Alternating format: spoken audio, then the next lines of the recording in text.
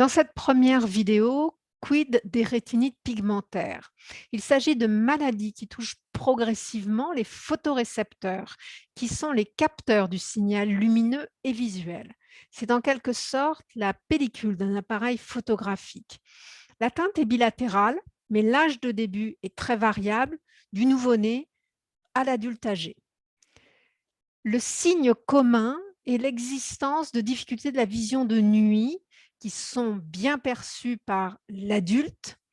Chez l'enfant, ces difficultés de vision nocturne ne sont pas caractéristiques. C'est surtout un enfant qui sera très autonome dans ses activités en forte luminance et qui va changer de comportement, être craintif, se rapprocher de ses parents dès qu'il fait sombre.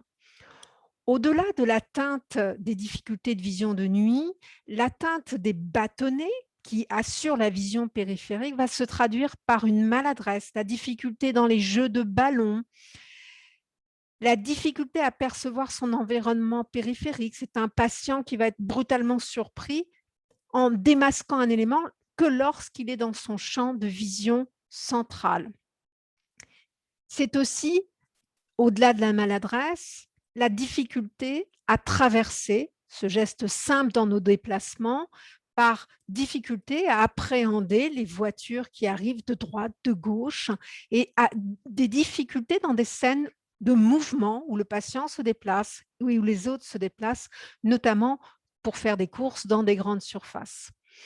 Et pour l'entourage, une difficulté à comprendre cette discordance entre la maladresse, je me cogne sur différents meubles que je n'ai pas vus parce qu'ils étaient sur le côté, et la capacité à avoir une vision centrale parfaite, à faire des gestes très minutieux et à réaliser des choses complexes, centrales. Et puis, lorsqu'il y a une histoire familiale, on peut comprendre qu'il y a une pathologie qui se transmet. À l'inverse, lorsqu'il s'agit d'un cas simplexe, il y a souvent une incompréhension.